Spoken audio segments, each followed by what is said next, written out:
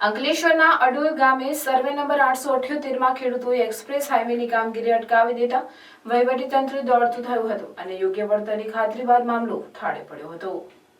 અંકલેશ્વરમાંથી પસાર થતા એક્સપ્રેસ હાઈવેની અટકી પડેલી કામગીરી પૂરજોશમાં શરૂ કરી છે।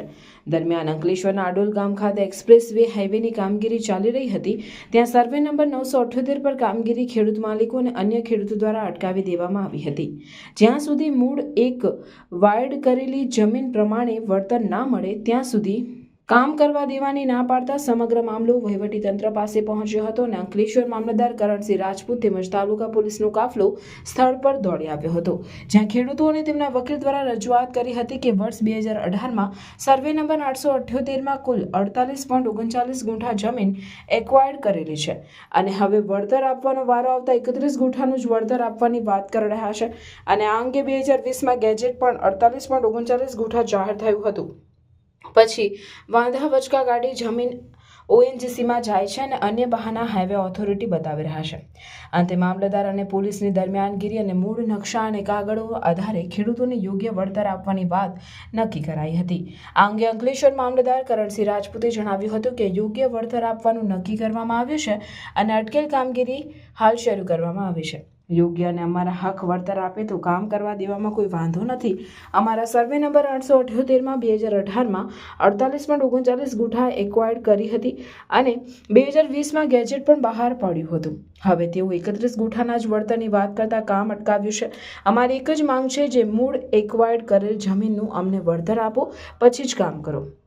મહિલા ખેડૂત હેતલબેન મીડિયા સમક્ષ જણાવ્યું હતું, અનેક ક્ષતિઓ છે, પહેલા એ સુધારી યોગ્ય વળતર આપો। એક્સપ્રેસ હાઈવેમાં અડોલ ગામના સર્વે નંબર 878ના વળતરના મુદ્દે ગૂંચવાડા છે, અનેક ક્ષતિઓ છે, મૂળ એક્વાયર્ડ કરેલ જમીન કરતાં ઓછી જમીનના વળતરના મુદ્દે આજે માથાકૂટ થઈ છે। ખેડૂતોને વળતરના મુદ્દે અનેક ક્ષતિ જોવા મળી છે, એ સુધારી મૂળ એક્વાયર્ડ કરેલ જમીનનું યોગ્ય વળતર આપવા એવોર્ડ જાહેર કરવામાં આવે તેવી અમારી માંગ છે।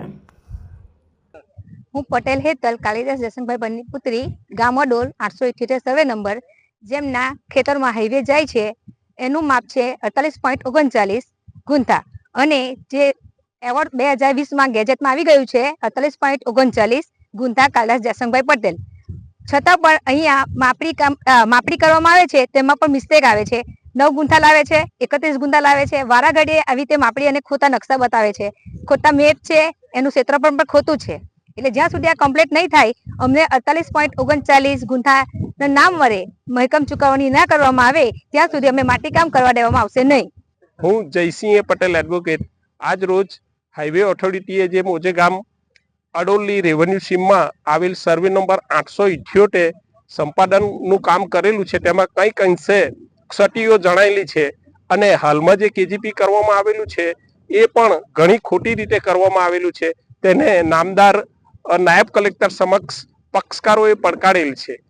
વધુમાં એટલું ખાસ જણાવવાનું કે સર્વપ્રથમ 2018માં જે સંપાદન કરવામાં આવેલું તેમાં ગવર્મેન્ટે 48.39 ગુંઠાની જમીન ખેડૂતની લીધેલી છે સંપાદન હેઠળ, અને પછી ઓએનજીસીમાં જે ગયેલી છે જમીન તેની ભૂલો કાઢીને ખોટી રીતે હાલમાં 31 ગુંઠા જમીન જ સંપાદન હેઠળ દર્શાવેલ છે, જેથી ખેડૂતોની મૂળ લડાઈ એ છે કે ભાઈ 48.39 ગુંઠાની જમીનનું ખેડૂતોને વળતર મળવું જોઈએ, જેથી હાલની લડત ચાલુ છે અને હાલમાં હાઈવે ઓથોરિટીનું જે કામ છે તે ખેડૂતોએ અટકાવેલું છે અને હાલમાં મામલતદારશ્રી સ્થળ પર હાજર છે પોલીસ બંદોબસ્ત સાથે।